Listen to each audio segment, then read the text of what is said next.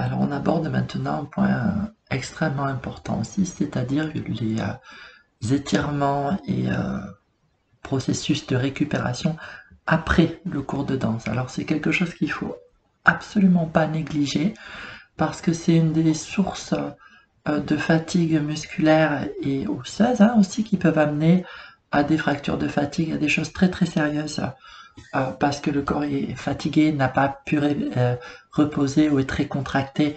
Donc voilà, c'est une routine comme pour la routine d'échauffement qui peut être quotidienne. Elle peut, par exemple, ma routine d'échauffement ou cette routine d'étirement, elles peuvent aussi être pratiquées en dehors d'un contexte dense. Elles sont en douceur parce que moi je crois à faire les choses en profondeur mais en douceur. Ça sert à rien d'aller comme un sourd, mais douceur ne rime pas avec inefficacité. Donc vous allez avoir besoin d'une bande de stretch. Lorsque vous en achetez une, je vous conseille de prendre la plus épaisse, la plus dure possible. Elle vous durera plus longtemps. Donc la première chose à faire, c'est d'aller pieds nus. On enlève les chaussons qui nous serrent les pieds, on enlève les chaussettes et on va pieds nus. Alors je vais vous donner la première routine pour les pieds. Les pieds en Highland Dance, ils sont vraiment très très sollicités. On oublie de se faire du bien aux pieds. Donc je vous montre ce que je fais moi après les sessions qui de toute façon très très bien pour vos pieds. Donc je vous montre sur un pied. Vous allez commencer ici à prendre les mains comme ça et à masser vraiment l'intérieur de votre pied ici. Gentiment comme ça. Voilà. De l'intérieur vers l'extérieur comme ça. Puis vous mettez cette main-là en sécurité ici. Vous mettez ici les petits points et vous allez taper à l'intérieur du pied ici. Il faut bien essayer de détendre tout l'intérieur ici. Ensuite, vous allez faire des conques avec vos mains et vous allez tapoter l'extérieur du pied comme ça. Donc la forme comme ça permet de ne pas faire mal. Ça épouse la forme du pied.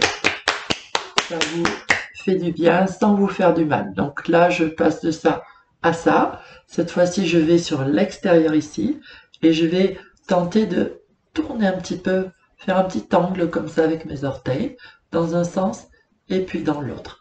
Et je peux aller très doucement au début et puis un petit peu accélérer comme ça, tranquillement pour bien dérouiller tout ça. Même chose ici, je prends ma main en sécurité ici, je vais plat ici, contre mes orteils. Alors j'essaie de me mettre comme vous puissiez voir. Je vais appuyer mes orteils sur l'extérieur et les pousser ici. Juste très tranquillement, toujours en tirant ici, toujours dans la longueur des orteils. Dans la longueur des orteils.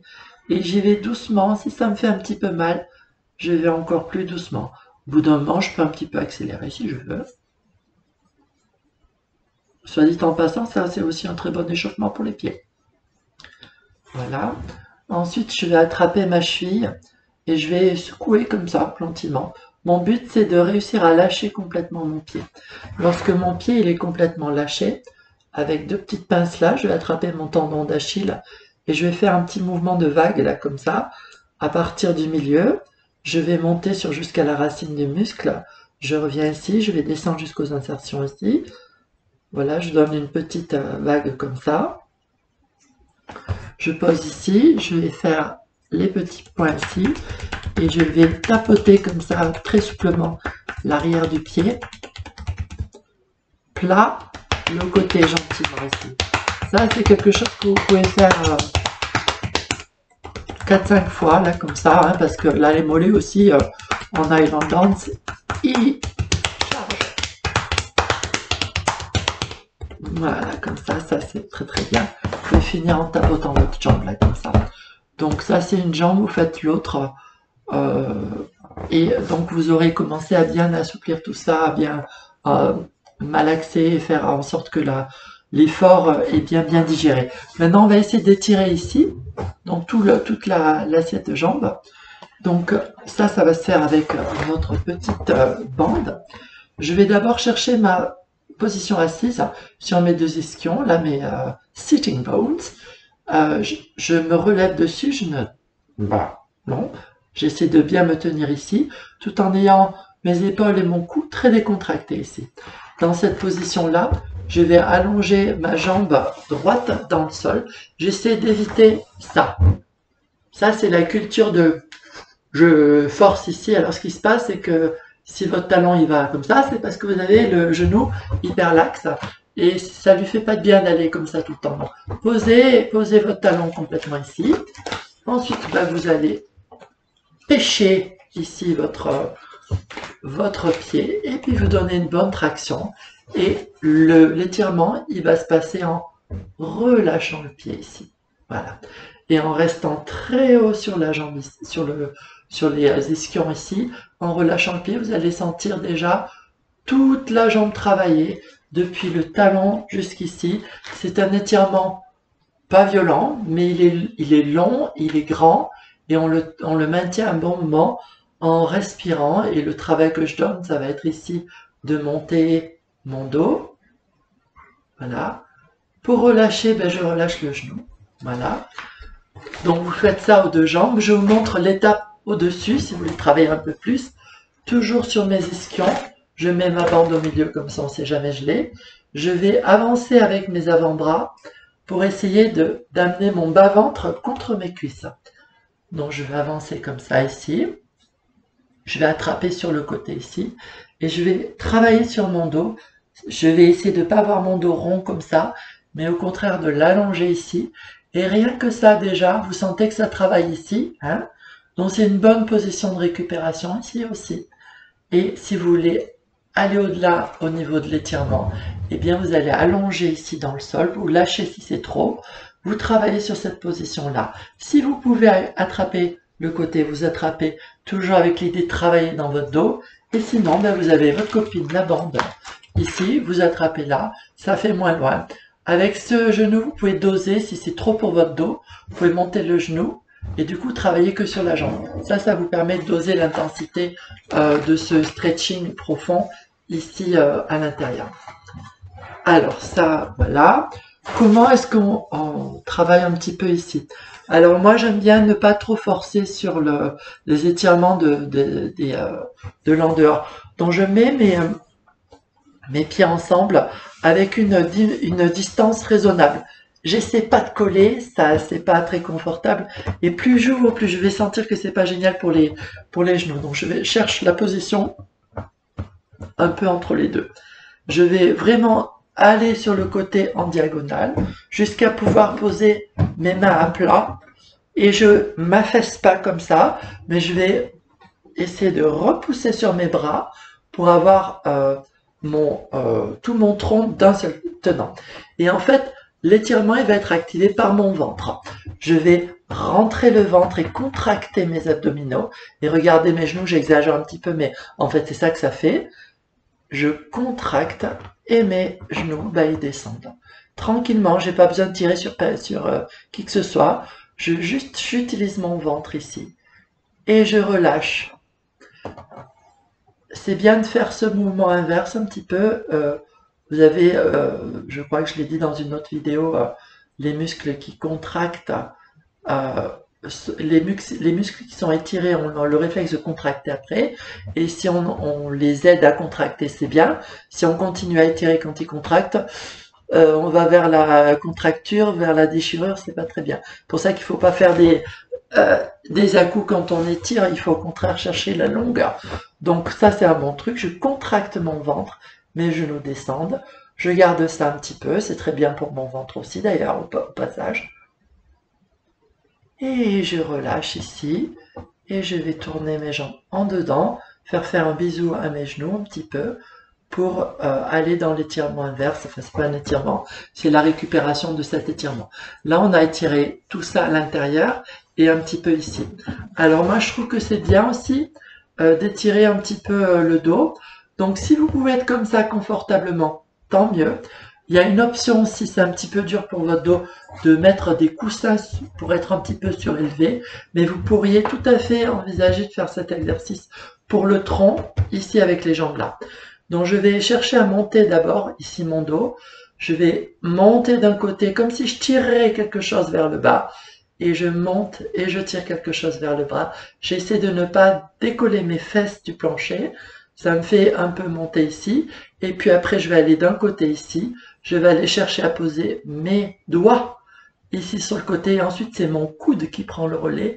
Et l'effort que je donne ici, c'est pas sur le côté, c'est vers le haut. Et c'est mon coude ici qui fait le travail. J'étire tout le côté et je repousse. Je reviens ici. Je tire vers le bas. Je monte ici, je vais poser mes doigts ici. Je vais vers le haut et c'est mon coude qui fait faire l'effort. Mes deux fesses restent au sol.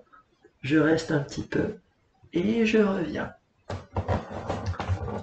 Troisième chose, bien s'occuper d'ici. Donc je vais venir ici et je vais enrouler mon dos très tranquillement ici jusqu'au sommet du crâne. Et de mes abdos, je reviens et je déroule mon dos jusqu'au sommet du crâne. Voilà, je peux faire ça une paire de fois, comme ça, pour bien sentir que mon dos se relâche ici. Je récupère tous les efforts un peu terribles de pilonnage que j'ai fait sur mon dos. Bien enrouler et partir ici. Et pour finir, c'est très succinct, mais je pense que ça suffit bien pour étirer. Moi, je suis très vigilant pour tout ce qui est irlandais, écossais, des muscles du dos, de ce qu'ils prennent et voilà, de leur charge. Donc, s'asseoir comme ça, avec les fesses sur le talon, si c'est trop pas très confortable pour mettre un coussin, ici, puis vous allez avec votre main sentir les muscles ici dans votre dos. En général, ils sont bien crispés. Donc, qu'est-ce que vous allez faire? Vous allez contracter les abdominaux. Vous allez commencer par le côté, les côtés ici, et puis devant. Vous contractez, contractez, contractez. Alors, si vous regardez bien sur la vidéo, j'essaie d'exagérer pour que vous voyez. Vous regardez la ligne de mes hanches ici. Je contracte, vous voyez, ça roule comme ça. Je continue à contracter ici, ça roule complètement. Ce qui se passe, c'est que ici, je suis contracté en longueur, mais contracté. Et ici, du coup, je descends, je suis relâché. C'est le moment de donner le petit massage récupérateur. Les mains plates, je pars du haut des fesses. Je reste sur la zone lombaire ici. Et vous pouvez y aller. Vous évitez votre colonne, c'est vraiment de part et d'autre de la colonne. Ici. Et si vous avez envie, et des fois on a envie de taper un peu plus haut, pour pas, parce que c'est pas très confortable, vous mettez vos mains sur le côté comme ça, vous faites des petites coupes, et ça vous permet en fait, sans vous tordre dans tous les sens, de pouvoir taper le milieu du dos. Et il faut faire ça en continuant à contracter là. C'est un bon exercice pour les abdominaux aussi. Voilà, alors ça c'est pareil, une paire de fois jusqu'à ce que ça se sente un petit peu mieux. Après, il y a des exercices que je vous conseille de faire aussi ici, particulièrement parce qu'on est comme ça très souvent. Donc c'est de sentir ici votre trapèze ici, puis de... Pareil, c'est la main en coupe comme ça, et je vais mettre comme si je formais un pain avec une pâte à pain, quelque chose d'un petit peu lourd. Ici, je peux là vraiment parce que je sens que c'est un muscle charnu. C'est un muscle qui a beaucoup de douleur en général de travail, de tenue comme ça. Et de là, quand ça commence à aller un petit peu mieux, je peux descendre ici sur l'épaule et descendre sur mon bras. Donc je peux revenir ici. Quand j'arrive sur l'articulation, je fais attention. Quand je suis sur le muscle, je peux y aller. Voilà. Même chose de l'autre côté, donc ici. Et puis pour mon cou, alors le cou, vous savez, c'est là vous avez un gros muscle sternocleidomastoïdien. C'est le muscle du torticolis, par exemple. Il est, voilà, quand on fait tac, tac, tac, souvent c'est lui qui commence à avoir mal. Alors pour lui, il faut le déspasmer en douceur, vraiment. Donc chauffez, n'hésitez pas ici à passer vos mains chaudes, juste comme ça. Et puis vous pouvez presser comme ça, très très doucement, vraiment sur le côté. Remontez jusqu'à la mâchoire, sternocleidomastoïdien. Dans la mâchoire, sternum c'est ici, cleido c'est clavicule. Ça vous dit où le muscle s'insère. Hein. Voilà, comme ça, vers le haut, vers le bas. Et puis, si vous voulez donner une petite vibration, c'est du bout des doigts. De chaque côté, comme ça. Alors c'est une bonne idée de faire ça aussi, même si ça paraît futile et fastidieux, parce que quand même on sollicite beaucoup et dans une certaine tonicité. Donc il faut bien récupérer ça. Ça c'est pas grand chose, c'est vraiment un cœur, il y aurait beaucoup d'autres choses à faire. Mais si vous tenez ces grands étirements longtemps, en respirant, en vous délassant, vous n'avez pas vraiment besoin d'autre chose. Ça va vraiment bien vous aider à récupérer après l'effort. Voilà.